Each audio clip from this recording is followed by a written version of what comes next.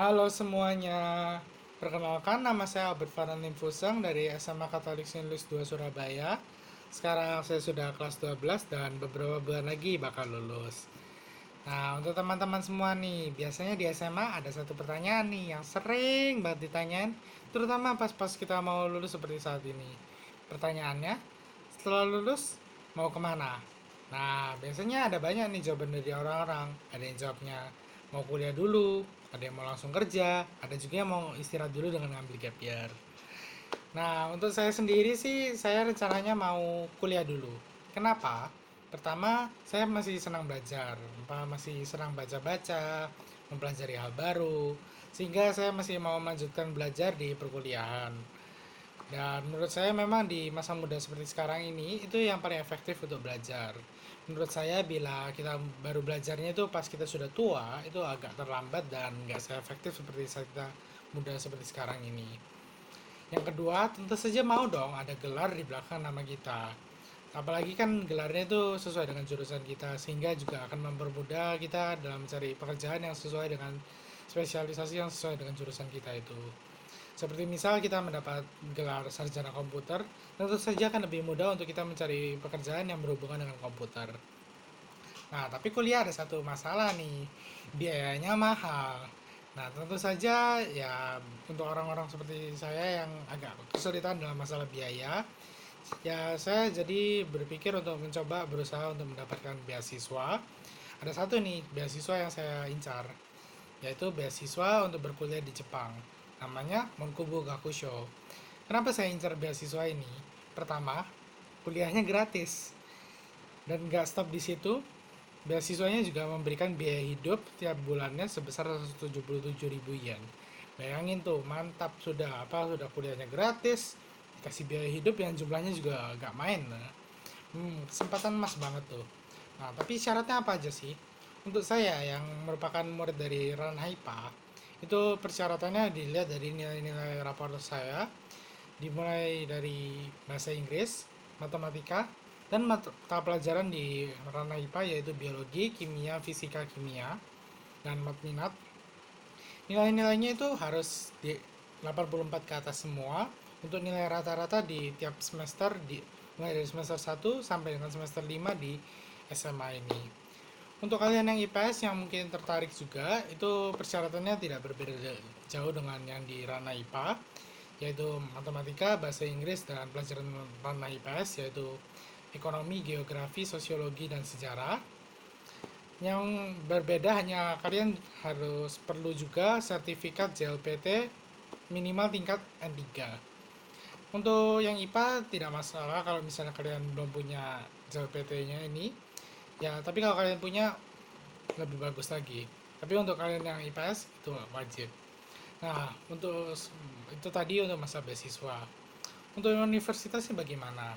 Saya pilih apa? Nah, untuk universitasnya itu nggak bisa saya pilih dengan spesifik karena universitasnya itu nanti dipilih oleh pemerintah Jepang. Jadi bagaimana sistemnya? Pertama saya harus memilih dulu jurusan yang saya ingin ambil, kemudian saya mengikuti tes sesuai dengan jurusan itu, dan nanti pemerintah Jepang akan mempertimbangkan segala hal dan memilih universitas yang akan saya ikuti. Nah, jurusan apa yang saya ikuti? Nah, ada tiga nih jurusan yang saya minati. Yang pertama, Information Engineering atau Informatika, Arsitek, dan Farmasi. Nah, kenapa saya tertarik dengan jurusan-jurusan tersebut? Untuk di Information Engineering itu mungkin karena saya dari kecil itu sudah tertarik dengan komputer, mulai dari desain grafis, menggambar, animasi, ataupun editing. Dan juga terakhir-terakhir ini juga saya mulai lebih mempelajari programming. Memang mungkin saya belum pernah mendapat materi programming dari pendidikan formal sekolah, tapi biasanya saya belajar melalui internet, jadi saya mempelajari dasar-dasar dari programming. Nah, yang kedua tadi arsitek itu mungkin pengaruh terbesarnya karena ibu saya ya. Pertama ya memang ibu saya itu merupakan seorang arsitek, dan yang kedua memang jurusan ini juga direkomendasikan oleh ibu saya.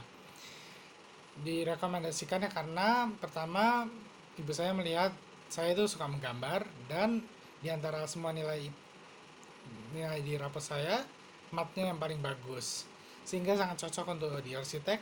Apalagi di Jepang itu kan negara yang rawan gempa, dan salah satunya gedung-gedungnya itu tahan dengan gempa. Jadi sangat bagus untuk berkuliah arsitek di Jepang ini karena kita bisa mempelajari gedung-gedung yang tahan dengan gempa.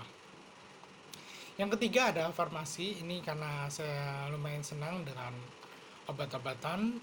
Jadi dan juga saya senang dengan eksperimen.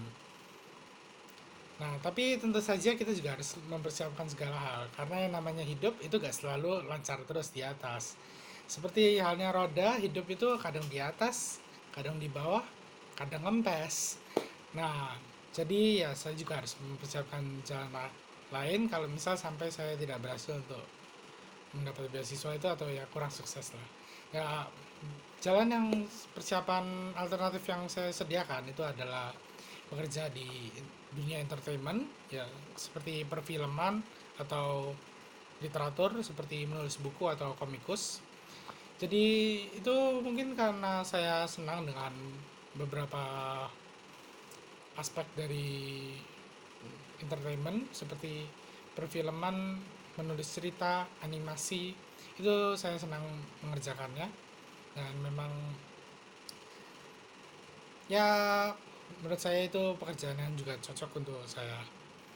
Ya itu sekian untuk saya hari ini. Semoga kita semua dapat mencapai cita-cita kita dengan baik. Sekian, terima kasih. Sampai jumpa.